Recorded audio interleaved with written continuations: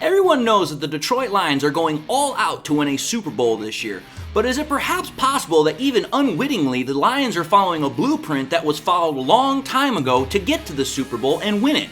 We're going to talk about it in this episode, folks, so don't you dare go away. What are we? What makes us what we are and what we're going to be? It's grit. It's what we started with last year, guys. Doesn't matter if you have one ass cheek and 3 toes. I will beat your ass. Can definitely compete with the big dogs. 10-5 end zone touchdown Detroit Lions. You guys are unbelievable, man. I'm telling you. We are driven by Detroit. Hello, Detroit Lions fans, and welcome on back to yet another episode of MCM Motor City Mania. I'm your host, David T. Pike, and as always, we're diving on in. So, I can guarantee you this. I'm willing to bet that everybody right now who is deciding to watch this is probably wondering what the hell I'm talking about here, because this is not a topic I guarantee you most people are expecting when you think about the Lions and Super Bowl. Like, most people think, okay, Lions are going for a Super Bowl, they've made all these moves, this is what they're gunning for. But the idea of the Lions repeating a blueprint that's already been done, in essence, to win the Super Bowl, that's not necessarily something that most people think about. So let me explain here, because this actually is something that I'm really excited to talk about, because I'll be honest, I actually came upon this just by chance. I was doing research for another project, and all of a sudden I started looking at my research, and I'm like, dude, this is crazy. Because I was like, the freaking coincidence, commonality that I'm seeing here is unbelievable. So without further ado, let's get into the topic. So let's do a little bit of a history background here. Everybody knows that I have a history major from college. But ever since the Lions season last year ended at the hands of the 49ers in the NFC Conference Championship game, we all know that the Lions have one singular goal for this season, and that's obviously to win a Super Bowl, as I've already stated. The Lions, as soon as the offseason got started for them, they got to work making sure that they started adding more pieces to improve the team and to make that championship dream closer to a reality. Now, obviously, we're going to talk about some of those moves throughout the course of this episode, but we already know what most of those moves are. Now, I'm going to say this. Many people who have talked about the Detroit Lions process, about how they've gone from point A to point B to point C and where we've gotten to right now, they have attributed the Lions' success to their unique approach to building a team which emphasizes culture and scheme fit rather over overall talent. Because let's understand something here. We Lions fans have known this for a very long time. Dan Campbell and Brad Holmes want guys that are going to be fits for the culture that's here in Detroit, more so than if they are the most talented guy that's on the field or that is available. Because we've seen it happen multiple times over the course of the last 4 off seasons. There have been guys that a lot of people would have thought, hey, you know what? If the Lions were to go after XY player, that would really improve their roster. What did the Lions do? They would go out and find a guy that was just as good, but not the top talent. Or they would find a guy that was maybe considered a middle-of-the-pack dude for significantly less money, but he's a culture fit. He fits what Dan Campbell and Brad Holmes are looking for in this team. And that has been the Lions' very unique approach to roster building, and that is one thing that the Lions have really become, again, very well known for over the last 4 years. So the roster building technique that the Lions have is very unique to them. But this is where we start the real conversation. Is the Lions' championship strategy unique to them? This is where I'm going to start. And I'm going to say this. I don't know if the Lions did this wittingly or unwittingly, but the Lions' championship strategy, as far as the major moves they've made to try and get to this point, as far as their championship major moves, I don't know. This is where this gets really interesting for me, especially as a historical-minded person. Let me explain here. The Lions, as we know, have been under Brad Holmes and Dan Campbell's, control for now going on 4 years. Obviously, it's 3 actual football seasons, but we're now into our 4th offseason, going into our 4th season. And over that time, the Lions have definitely been building the team primarily their own way, as I just stated. But there have been several key things that have transpired over the course of these 4 off seasons that have a very, and I mean this, and I'm going to show you, very eerily similar vibe to a former championship team. And when I say this team, you guys are literally going to flip your lids. You want to know what the team is? It's the 2009 New Orleans Saints. Let's go down memory lane here, because this is where I'm really about to have some damn fun with this. I guarantee you, as soon as I said the Saints, everyone's like, whoa, David, where the hell are you going with this? Well, let me explain. Let's take that walk down memory lane here. First, let's consider the head coaches here. Take a look back to when both head coaches for these teams got hired. In 2006, the Saints hired Sean Payton, right? Most people don't know this, but the team before that Sean Payton was with was the Dallas Cowboys. And with the Cowboys, Sean Payton was directly working underneath Bill Parcells. Hence the reason why Sean Payton comes directly from the Bill Parcells tree. Okay, that's interesting. Why? Because then in 2021, the Lions hired Dan Campbell, who worked directly under Sean Payton as a coach for several years, but then he also played for Bill Parcells with the Cowboys, and also was there when Sean Payton was coaching as well. So Dan Campbell has quite a lot of association, not only with the Bill Parcells tree, but also with Bill Parcells himself. Now, if that weren't bad enough to talk about that commonality, think about this. When both Dan Campbell and Sean Payton were taking over their respective teams, which was the New Orleans Saints and for the Detroit Lions, they were taking over teams that had fallen well short of expectations the previous season before. Because I'm about to give you guys a real blast from the past. Let's go back to the Saints' previous coach before Sean Payton. Who all remembers this name? Jim Haslett. Dude, this is a name that I had long since forgotten about, but Jim Haslett was the coach of the Saints prior to Sean Payton.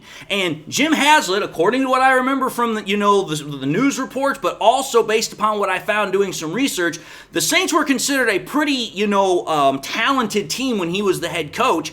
And the season prior, they did not do very well, which was why they then fired Jim Haslett and then they brought in Sean Payton. Well, now we know, obviously, what happened with the Detroit Lions since we're Lions fans. Matt Patricia and Bob Quinn were given one more year to try and figure it out because we were deemed to be like, hey, you guys took over for a playoff contending team and you guys have ran this damn thing into the ground. You guys are supposed to be able to bring in this Patriot mindset, whatever, about bringing and developing championships, and you haven't done it yet. So what happened? Sheila gave them one more chance, and by Thanksgiving, they were gone, which is then how Dan Campbell got brought in.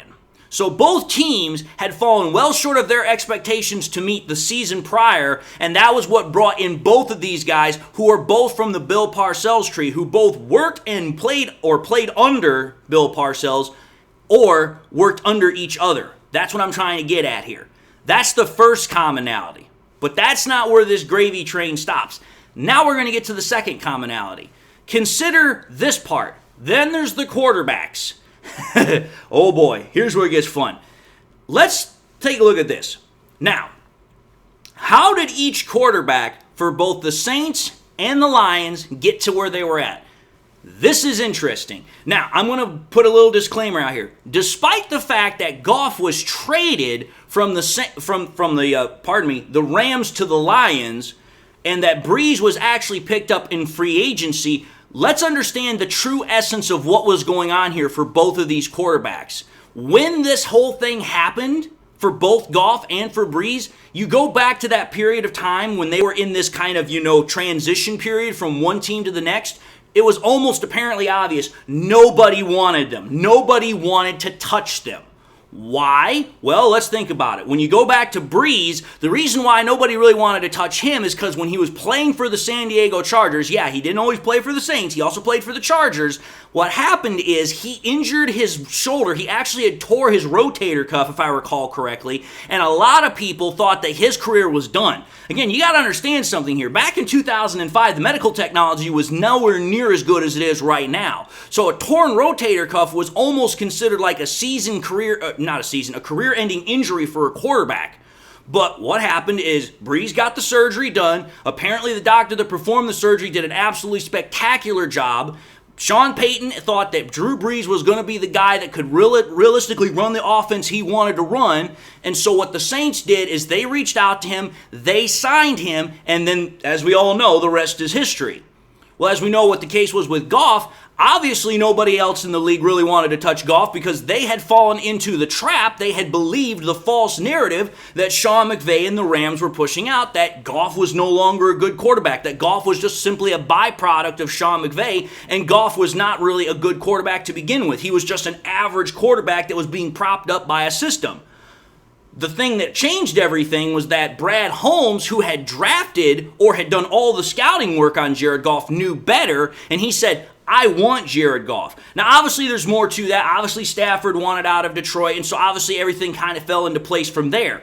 But the point of the matter is that when most everybody else didn't want either of these two quarterbacks, there was one guy or one team that specifically wanted them because they saw something that everybody else could not or would not see. With Brees, everybody thought he was done because of his injury. Sean Payton saw something else. With Jared Goff, everybody thought that his career was done because he was just a byproduct of a supposed genius, whereas Brad Holmes knew better because he had scouted and personally invested himself in him. So again, once those guys had found their homes, they were able to take those teams and completely transform them because the teams, the front offices, the whole organization, they were ecstatic about getting them. Not necessarily the fans when they got signed or when they got there, but the actual organizations were happy as hell to get them. Because again, you go back to when Brees signed with the Saints, there were people that were very upset about it because they thought that, if I recall correctly doing the research, some people said that Drew Brees had a garbage arm, that he could no longer play the position. Yeah, Drew Brees has 80,000 passing yards. He's definitely going to go into the Hall of Fame one day. I wonder where those people went. Take a look at the whole Jared Goff nonsense. There were plenty of fans that all wanted to say, oh, Jared Goff is a bridge quarterback. He's nobody. He's just going to be here until we get our next dude. Now Jared Goff's got a 4-year, $212 million contract, and he's the franchise quarterback of the Detroit Lions. Coincidence? I don't think so. I'm still going here. That's commonality number 2. Now, commonality number 3 also deals with the quarterbacks, but it deals with it in a more specific pattern. Think about this, folks. Take a look at how these two quarterbacks have played the first 3 years that they were with their new teams. So obviously, we got Jared Goff from 2021 to now, right? Well, when we take a look at Drew Brees, he joined the Saints in 2006, so that's 06, 07, 08. Let's first and foremost take a look at Jared Goff's stats for the 3 years that he's been here with Detroit. Okay, Jared Goff has put up 66.5 completion percentage rate, a tick over 12,000 passing yards, 78 touchdowns to 27 interceptions with a 96.5 passer rating. And if you take a look at all of his rankings, all except the pass completion, it's all within the top 10. One's actually in the top 5. Okay, so as I've stated before, and I'll say again now, Jared Goff, from his statistics, is definitely a top echelon quarterback. Now what we're going to do is we're going to take a look at Drew Brees' stats, and we're going to compare them to Jared Goff's stats. Take a look at this, folks. In 2006 to 2008, Drew Brees threw for 65.7 completion percentage rate. He had almost 14,000 yards. He had 88 passing touchdowns to 46 interceptions with a 93.8 passer rating. That is pretty interesting right there. Now, the one thing I didn't talk about while I was going over the stats was the records. If you paid attention to the records that were at the bottom, it gets even more eerie here. Think about it. Jared Goff's record with the Detroit Lions in the regular season is 24-23-1. Drew Brees' record with the Saints during that time for the regular season was 25-23. Jared Goff had a division title in his period of time with the Lions. So did Drew Brees. Jared Goff had 2 playoff wins. Drew Brees had 1. But both of them also went to the NFC Conference Championship game. Notice how very close those quarterback stats are and accomplishments match each other. Yes, I understand that Drew Brees has more touchdowns by 10, and he also has more passing yards. But notice how close they are for their comparative time frames. Drew Brees is throwing back in the 2000s, the early 2000s. The passing game was just starting to pick up then, but Drew Brees was putting up numbers that are very similar to quarterbacks of today. The only thing that's not quite on pace is the pass rating. The pass rating's a little bit low. But again, if you take a look at the rankings that were there, Drew Brees' passer rating back then was the 4th best in the league over that period of time. My whole point is this. The separation in the grand scheme of things between the actual stats is irrelevant. The point of the matter is that when you take a look at how these quarterbacks were playing when they joined their teams, they were playing at top notch, which is something that nobody expected them to do. They were not expecting Jared Goff to come in and play as well as he's playing right now. No, just like nobody thought that Drew Brees was going to come in and play like what he was playing in 2006 to 2008. Nobody expected that the Saints were going to be, that good as soon as he got there. Just like nobody thought that the Lions were going to be as good when Jared Goff got there. It took the Lions a little bit longer, per se, than the Saints did, but still, the point of the matter remains the same. These are two quarterbacks that came in, they're producing at mostly the same level, and they were able to have the success that they were having, even though it was only in a very short period of time. That is also a very interesting, very eerily commonality that is shared between this whole thing. Now, let's get to the last commonality. This one is very, very interesting to me too. Actually, there's two more commonalities, pardon me. Now consider this. This is what's really going to blow your mind, because the whole basis of this episode was me saying that, hey, the Lions are following a blueprint to win a Super Bowl. Think about this, folks. Hold on to your hats. Consider this. Both head coach Sean Payton and Drew Brees became the head coach quarterback partners in 2006, right? Well, then 4 years later, in 2009, they won the Super Bowl. Because think about it. 2006, 2007, 2008, 2009. They win the Super Bowl. Y'all know where I'm going with this, don't you? Jared Goff and Dan Campbell, they became the partnership in 2021. We're going to 2024. 21, 22, 23, 24. And think about this. The Detroit Lions are considered Super Bowl favorites. So hold that one in your brain and let that one simmer for quite a minute, because that ought to really get you excited. That one ought to blow your mind like. And then think about this to end it all off.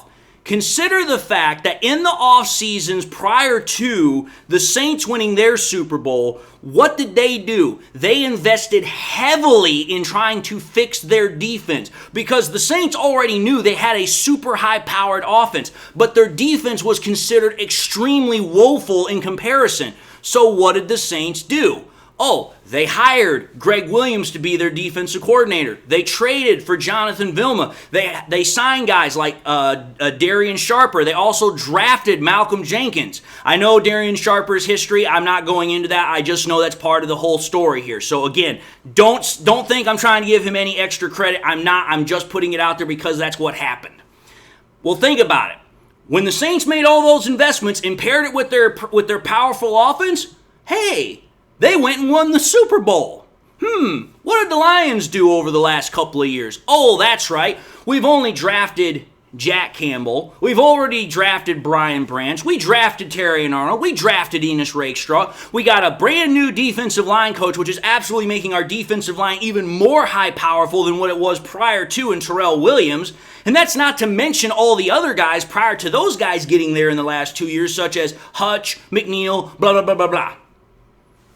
Think about it, folks. All the commonalities that I'm talking about is literally almost step for step verbatim exactly what the Saints did to win their Super Bowl in 2009. And the time frame for when, Dan Campbell and Jared Goff became partners, such as with Sean Payton and Drew Brees, that ought to really give you guys a wake-up call, like I said.